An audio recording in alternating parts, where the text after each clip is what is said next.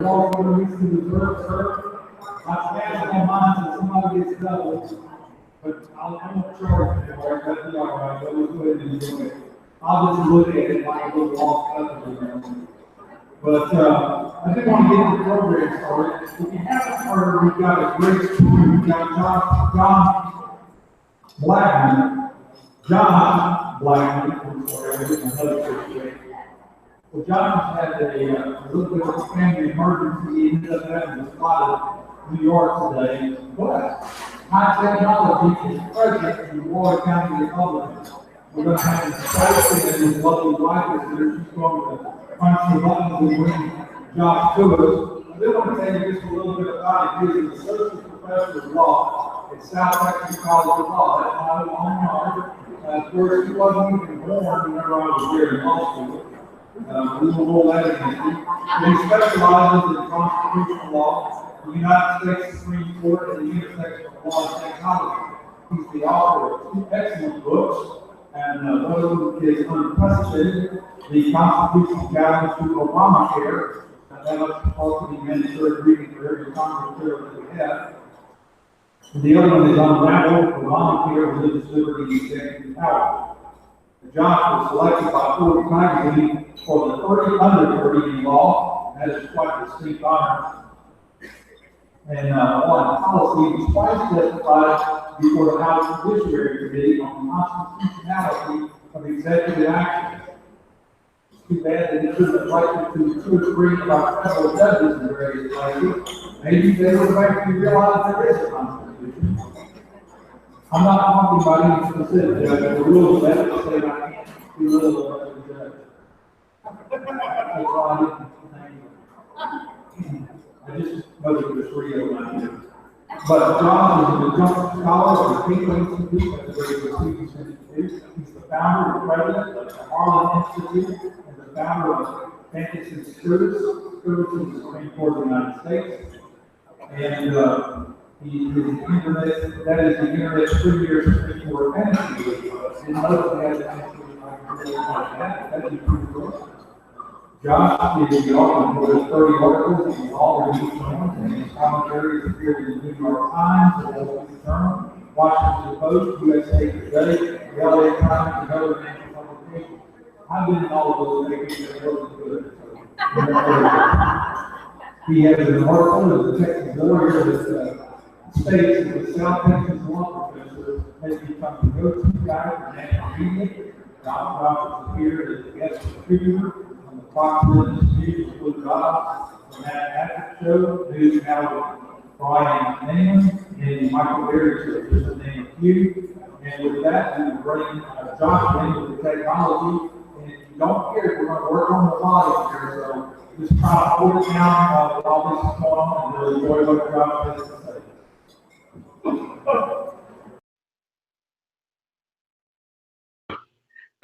Can everyone hear me okay? Give me a thumbs up if you can hear me. There we go. First off, I am really sorry I can't be there. My mom had a brief visit to the hospital in New York City. She's home, she's checked out, so all of your prayers were very helpful. But I can tell you one thing, I would much rather be in Texas than be in New York City. Without a doubt. I grew up in New York, but I've been in Houston now about 5 years. I feel very much at home, very much comfortable, and it brings me great sadness that I can't be with you. I do know that my books are available, and if anyone likes a copy, I'd be happy to sign a copy for you, and we'll mail it to you free of charge. So please feel free to buy a copy of the book, and we'll send you one. Also, please give Melissa a round of applause for helping set everything up. Thank you very much. I am very grateful that she was here and helped out in a pinch, and Gloria as well as the judge for the introduction and everyone else. Thank you so much. So tonight, our discussion will focus on the Affordable Care Act, or as people in this room may call it, Obamacare. And what I'd like to give you is a brief introduction of everything you need to know about Obamacare and where it's probably going forward. The way this setup works is I can either show you my face or my presentation. I can't show you both. So what I'm going to try to do is switch between my face and the presentation, and then hopefully we'll be able to actually give a meaningful showing. So this talk is based on my book, Unraveled: Obamacare, Religious Liberty, and Executive Power. And this book tries to tell the entire story of the Affordable Care Act. And in truth, our story of Obamacare begins not with President Trump and not with President Obama, but with a figure who's probably not too popular in this room, President and Hillary Clinton. Now, how many of you remember this picture? Let me show you this one, right? How many remember this picture? Show of hands, right? Oh, you remember this picture. This is Hillary Care. You may recall that in the early 1990s, First Lady Hillary Rodham Clinton was charged with reforming healthcare reform. It didn't turn out so well for Hillary. Why? Because people didn't like it. The reason why people didn't like it was because of these advertisements. Remember these commercials? These look familiar? These are the Harry and Louise ads. These aired on TV throughout all of 1993 and 1994. And the premise of these commercials were this. You had a ma and pa sitting around at home. And they were worried that if this new Hillary Care, this new healthcare reform package goes into effect, they would lose the insurance they have. And they liked the insurance they have. This commercial killed Hillary Care. Why? Because people like the insurance they have and they want to keep it. You may not hear this in the news, but the fact of the matter is, before Obamacare, roughly 80% of Americans were happy with their health insurance. 80%. Have you ever heard that before? No. Most people were very happy with their health insurance. So Obamacare, though, has a very basic problem, right? What is it? You can't give everything to everyone at the same time. Your insurance can be either affordable, comprehensive, or available to everyone that's accessible. It can't be all three. The big lie of Obamacare was this, and I know you guys have seen this before, right? If you like your plan, you can keep your plan. The reason why this was the biggest lie of Obamacare was it misled the American people to think that you can indeed actually have health insurance that was cheap, that was affordable, and that was available for everyone. And this was frankly very misleading, right? So here we have the premise of Obamacare, right? I'll give my face a little more so you don't forget who I am. So here we have the conceit of Obamacare. We had this bill that was premised on everyone getting cheaper health insurance without losing what they had. This was simply impossible. And that's why the president had to simply mislead the American people about what this law actually entailed. No matter, we go back in time to 2009, if you can remember it that far. And at the time, President Obama had won a landslide election. The Democrats controlled the House of Representatives. Democrats had 60 votes in the Senate. And Harry Reid, who at the time was the Senate Majority Leader, was prepared to push forward the healthcare law. It was known as the Patient Protection and Affordable Care Act of 2010. The bill was over 3,000 pages long. How many people actually read the bill? No one. No one read the damn thing. In fact, Senator Max Baucus, who was the chair of the Finance Committee, actually said, I pay people to read the bills for me. So we have these members of Congress voting on a 3,000-page bill that no one actually bothered to read. You knew this was a point where things were going awry. But then something crazy happened. Senator Ted Kennedy, a Democrat from Massachusetts, had died that summer in 2009.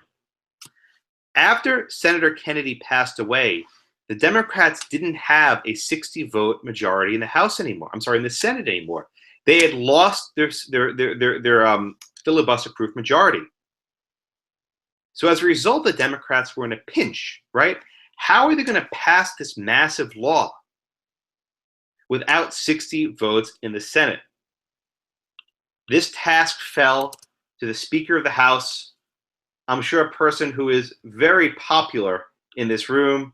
Of course, I speak of Nancy Pelosi, right? Nancy Pelosi decided that they were going to pass this bill anyway, even on a straight party line vote. even though the Senate had lost its 60-vote majority.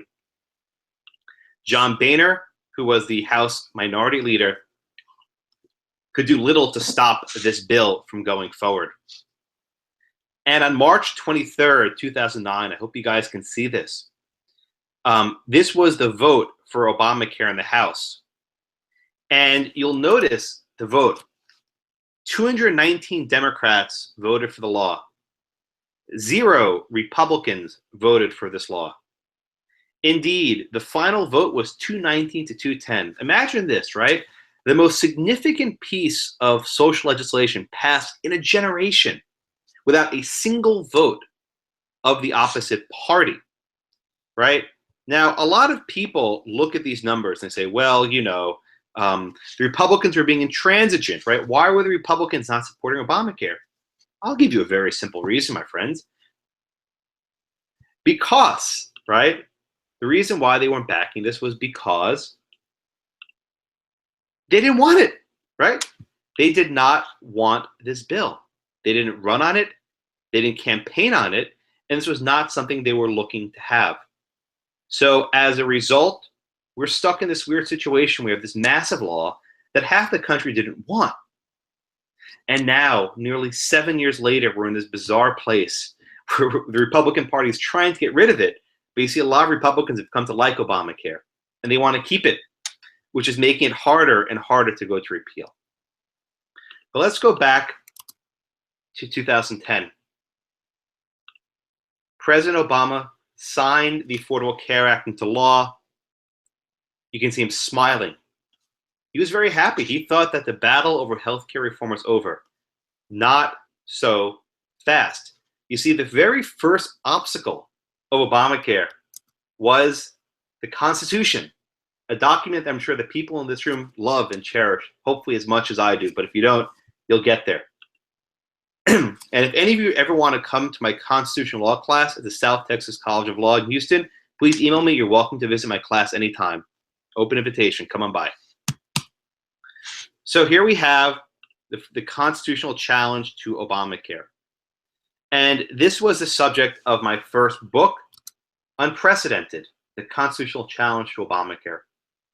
And I can explain the constitutional challenge to Obamacare to you very easily.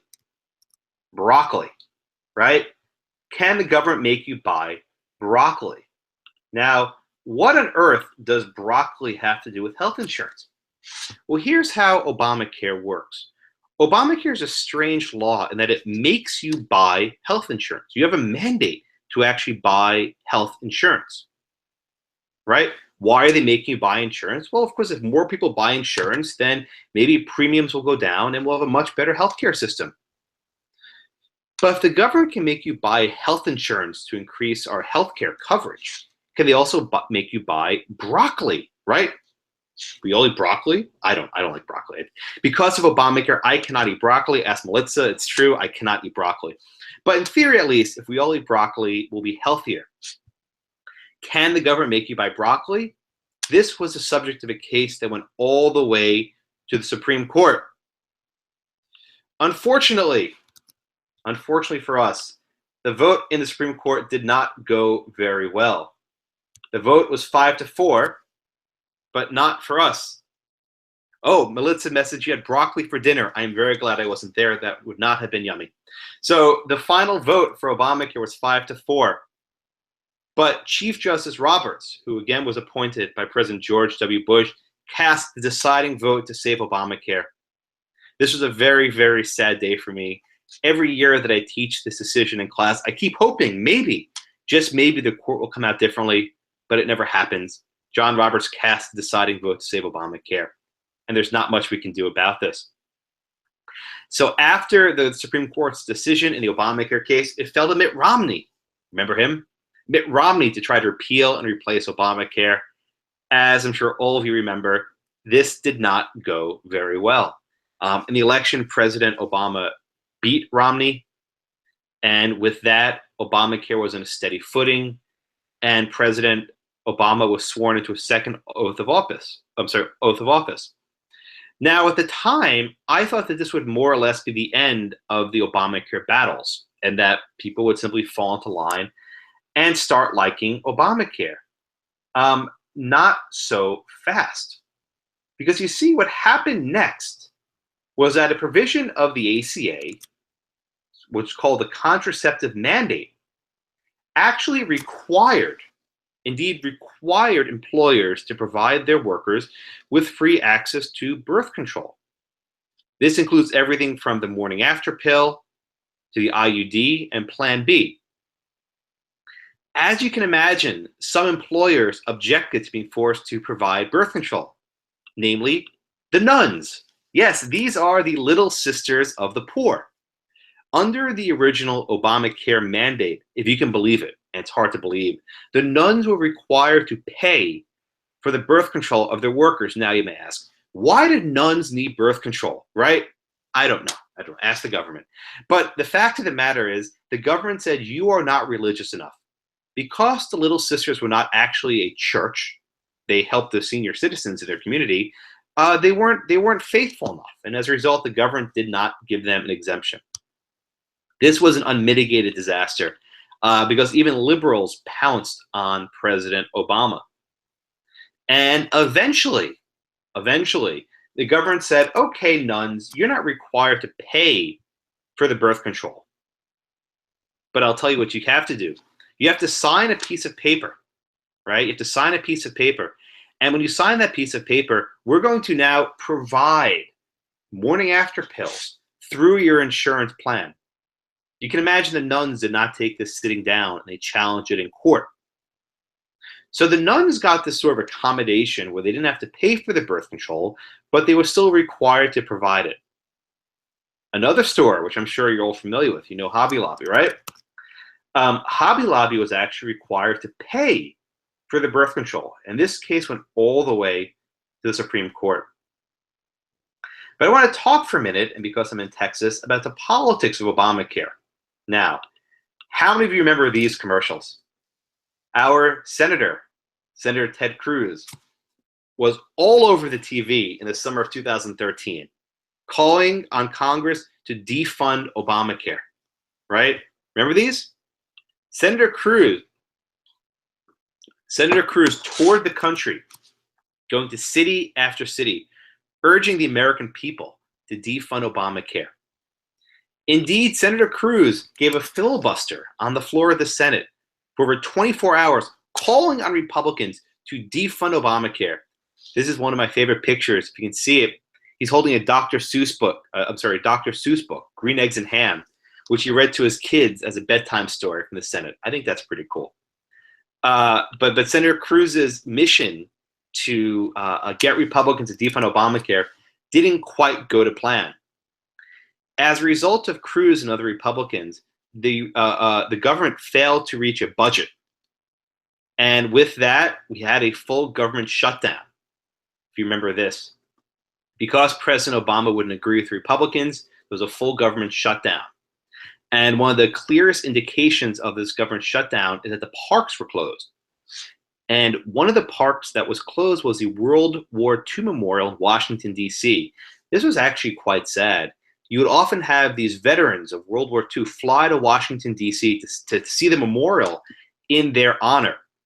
So in one of my most favorite memories from the entire shutdown fight, you had these vets carry these barricades across the street from the World War II Memorial all the way to the White House. If the beaches of Omaha and Normandy couldn't stop these vets, a bunch of stupid little barriers cannot stop them either. This is a very fitting tribute. But alas, all good things have to come to an end, I suppose. And eventually, as they usually do, the Republicans caved. They funded the government in its entirety. They funded Obamacare in its entirety. And I think this was a preview of things to come in our current day. When push comes to shove, the GOP seems to always shove and simply get out of the way, which is why I think the current effort to repeal Obamacare is going nowhere fast. But one of the more dramatic aspects of the early days of Obamacare involved, of all things, a website, right? This was healthcare.gov, a website where it's supposed to be easy to sign up for health insurance. It didn't go so well because the website was an absolute mess. They spent hundreds of millions of dollars in this website, and the thing didn't work. So perhaps while it started off like this, after a while it looked more like this, and you have this poor girl who became the poster child for Obamacare, and it was not working well. Indeed, it became quite a nightmare. The website simply did not work. It was down all the time. And if you ever to try to buy health insurance on Obamacare, you may end up like this guy. Anyway, President Obama was in a pinch, so what did he do? He sent in the nerds, right? This was a so-called tech surge. The tech surge was meant to bring all these smart kids from Silicon Valley to build the website. And the president hoped and prayed that it would be ready on time. And indeed it was. By Thanksgiving of 2013, the Affordable Care Act website was more or less operational, and people were able to actually buy healthcare on Obamacare. But the next big crisis arose, which involved the cancellation of policies. Now, a show of hands, did anyone in this room have their health insurance policy canceled because of Obamacare? Okay. What ended up happening was that despite the president's promise that people can keep the plans they like, millions of Americans received these letters in the mail saying that they could no longer keep their policy because Obamacare canceled it. The president's promise, if you like your plan, you can keep your plan, was called the lie of the year. I didn't even know that could be a thing, lie of the year. I didn't know that was even a category for politicians. They all lie. But here we have the lie of the year with the president's promise that you can keep your plan. And as a result, people who lost their insurance had to go up to the local Obamacare store. I don't know where this Obamacare store is. I'm sure it's somewhere downtown Houston. But I'm sure people can go there and buy whatever sorts of health insurance policies they'd like. Okay? So I want to move back now to talking a little bit about religious liberty, right? Which is a topic I suspect a lot of people in this room care very deeply about. The Hobby Lobby Corporation is a unique company. They have stores all over the United States, but it's not a traditional company. It was founded by a husband and wife. The family's owned by the family. It's owned by their children and grandchildren and nieces and nephews. This is not a publicly traded company. Indeed, if I show you this picture, let me switch it. If I show you this picture right here, this might look like an Easter card, but indeed it's a photograph of the board of directors. The entire Hobby Lobby company is owned by people of the same family. And more importantly, they're people of the same faith. And they all agree that certain forms of birth control, the morning after pill, Plan B, and others, are sinful. They consider them abortifacients. Why? Because they believe that they can terminate a pregnancy after conception. Now, Hobby Lobby actually provides the birth control pill, but they don't provide these forms of emergency contraceptives as well as what are called IUDs. Hobby Lobby challenged the Obamacare mandate, and they argued that these laws, which require them to pay for health insurance, violated their religious liberty. Okay? This case went all the way up to the Supreme Court. And the Supreme Court was faced with a very difficult question, right? The question is this: can a corporation, right? Can a corporation exercise religious liberty? And this may seem like a very difficult question, but it actually isn't. All of your churches or synagogues or mosques are all corporations, right? The reason why people choose to incorporate is to get various protections of the law. The mere fact that you choose to incorporate does not deprive you of your constitutional rights. And on this question, only 2 justices dissented, Justices Ginsburg and Sotomayor. But 7 justices agreed that a corporation can have religious liberty. So that wasn't the hard part. The hard part of the case was this: does it burden the religious liberty of the Hobby Lobby company to make them pay for birth control? No one is making the Green family take birth control. The question is, does it violate their religious liberty to make them pay for it? And here the court split 5-4. In a majority opinion by Justice Samuel Alito, who was appointed by President George W. Bush, Justice Alito held that it violates Hobby Lobby's religious liberty to make them pay for birth control. Right? We don't want people having to do something that goes against their religious liberty. The dissent by Justice Ginsburg, who is often known as the notorious RBG, that is, Notorious Ruth Bader Ginsburg. The dissent by Justice Ginsburg argued that this decision allows religious liberty to trump gender equality, that people can now deprive women of access to birth control simply because they have religious objections. And Justice Ginsburg worried that this would allow a lot of companies to seek exemptions from different sorts of laws. Imagine a company that says, we don't believe women should be in the workplace, so we won't let any women work in our office unless their husbands give their permission. These predictions are somewhat out of line because they simply haven't happened. Now, the crazy thing about the Little Sisters of the Poor case, but the Hobby Lobby case, was that it was only the beginning. Because after the court resolved the issue of Hobby Lobby, they had to jump ahead and address the issue of the Little Sisters of the Poor, right? Could you make the Little Sisters of the Poor sign a piece of paper, a document, that would allow insurance companies to give birth control on their plan, right? And let's be very clear about what this means. Once the nuns signed this paper, any employee of the Little Sisters would now be allowed to have birth control on the same plan. The nuns wouldn't have to pay for it, but it'll still be on the same plan. This case went to the Supreme Court, but at a very difficult time. As many of you, I'm sure, recall, Justice Scalia, who was one of the greatest justices of our era, had passed away in February of 2016, a little bit over a year ago. And after Justice Scalia passed away, the court was stuck with 8 justices. And it was at this time that the Little Sisters case came to the Supreme Court. The justices were not able to resolve this case. It was argued. The justices asked for more briefing. Maybe they can find out some sort of solution. They couldn't resolve it.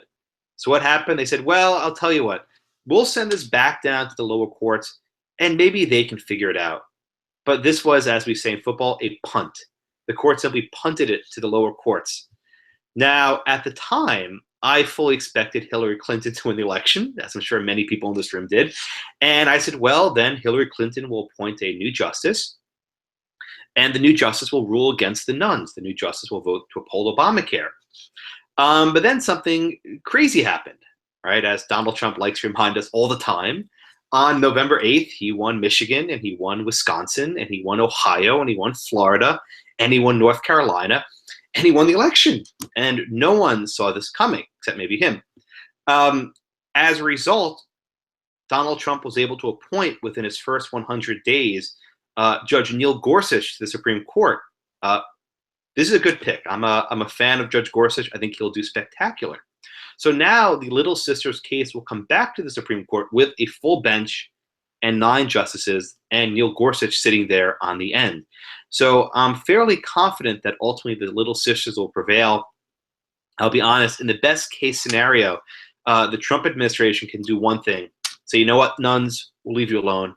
We will exempt you from this Obamacare mandate. You are not required to do this. I think that would be a very fitting end of this case, right? So let's move from the past to the present, right? What is going on with Obamacare? We heard over and over again that within the first 100 days of the president's administration, Obamacare will be repealed. It'd be goner. Okay, that's not going to happen. Tomorrow, Saturday, is the 100th day of the Trump administration. And it doesn't look like Obamacare will pass by tomorrow, but there's still hope. So Speaker Ryan and the House Republicans are trying to put forward the AHCA, the Americans Health Care Act, which sounds a lot like the Affordable Care Act. Maybe the messaging is better. About a month ago, there was an effort to pass this bill in the House. But a lot of the members of the Freedom Caucus, who are somewhat fairly conservative, fairly libertarian, said, we're not going to back this bill because it's Obamacare light. So that was the first defeat. But this is not the end of the road. What we've actually seen is that the moderate Republicans have been working with the Freedom Caucus to get to a point where maybe, just maybe, they have a bill that will pass. So even if they're able to pass a bill in the next week, of course, then it goes to the Senate. And that's, I think, where the difficulty arises. If you think some of the moderate Republicans in the House are bad, wait till we get to the Senate. I think there'll be a lot of opposition to this bill in the Senate. But maybe, and just maybe, we'll get to the point where President Trump can sign something and he can follow through on his promise. But I'll give you one final parting word, and we'll go to Q&A in a minute.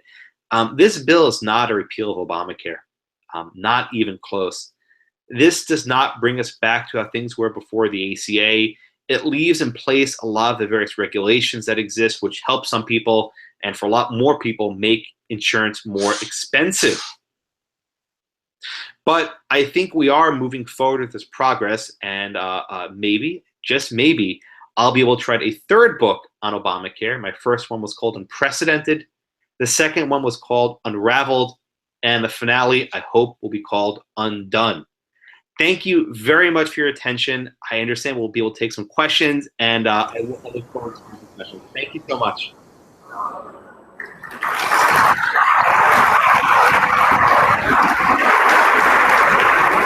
If I did, that way I can hear a little better the question. Okay, everyone hear me? Good. Anyone have questions? Please come on up.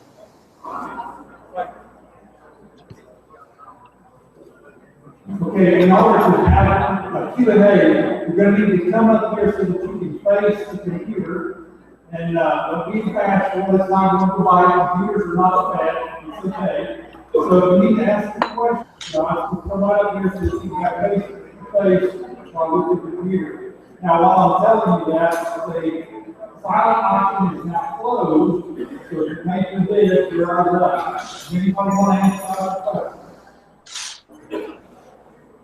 I'm not seeing a big resident here. Yes, come right up.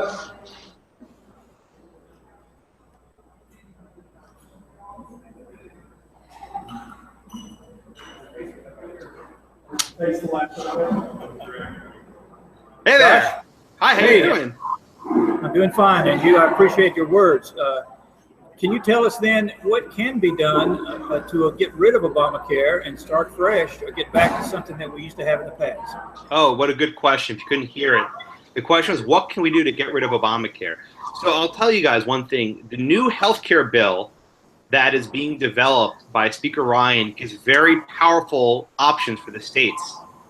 The states can actually opt out of many of the Obamacare regulations. So if this new bill passes, here's what you got to do. You got to persuade Governor Abbott, and you say, you know what, let's opt out of Obamacare's regulations. So maybe Texas could be the leading movement to get away from these very expensive regulations and bring back healthcare to perhaps be more affordable for the majority of people. So this is federalism in action, letting the states get out of Obamacare one state at a time, and maybe Texas will take the lead. Thank you for the question. All right, anybody else? I'm not seeing anyone. I guess they're not taking care of it. Well, let's give Josh another round of applause. Thank you all so much. I'm very grateful. Thank you. Thank you so much. Well, all right. With the closing of the silent option, I do want to recognize the public officials that have been here. As you can tell, the acoustics are not really great. So I'm just going to ask you to stand and we'll give you a flat moment again. But we have Judge Brady, our county judge, one of your praise before. Sheriff Lynn Smith.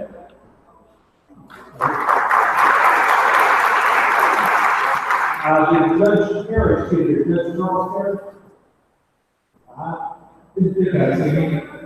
Justin Vanderbilt, our commissioner from the South End. All right. Russell Blackett, commissioner over on the Northeast. Joan Sargent, we have our treasurer. lady that takes care of all the county's money. Otis started the clerk of the state ISD board, and he's also a former commissioner. We have Wallace Kennedy, our chair. And we expect to have Representative Cecil Bell. He's been doing some great work in this area up there in Austin over the last few weeks. We have Debbie Ferris, our mayor, former mayor of Pineville and City. Didn't think I'd seen Debbie earlier. We also have our precinct chairs that serve all the various precincts. All precinct chairs, would you stand up, please?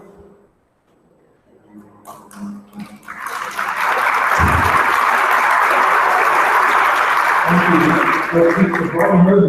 We have the Republicans Women's Club of Walden County, and they are very important to what we do.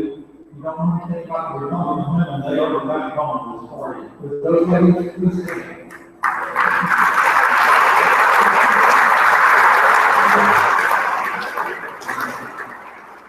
I have a very special guest sitting over here at table 3, Gary Williamson, is Vice Chair of the Bryan County Republican Party. I woman to say that because of my jurisdiction, I serve both Waller and Bryan County. I get up there and get to talk to those folks all the time. And I really enjoy going up there and getting all together. And Bryan County is a very instrumental part of all of that. We also have some friends from other counties that I'd like to recognize. Nancy Sinclair. We have, she's the State Republican Executive Committee woman.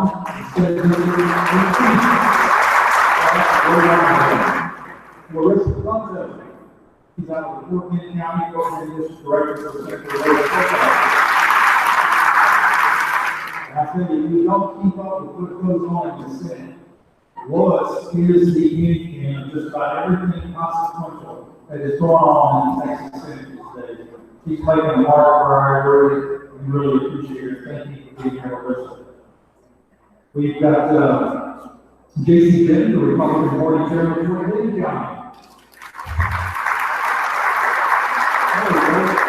Well, I tell you what, that's a good county down there, and I appreciate you coming over to the small crowd. Mary Ward, Justice of the Peace of Fort Bend County.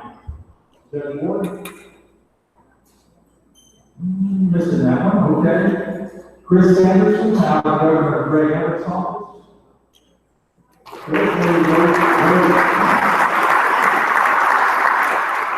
We have a representative of the Tri-County United Republican Women. There we go. Right there. I see all y'all standing. Do you not keep up here? There's a special thank you that I'd like to give for the committee members who put this together. We have Tom and Sandra Brown, Frank and Vernon Newman, Stella Smith, David and Aubrey Luther, Steve and Gloria Schwab, Jess and Teresa Mancuso, and Kevin Crystal Gamrat.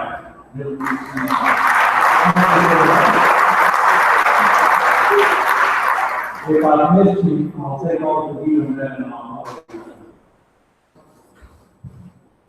I'm not seeing any hands right here.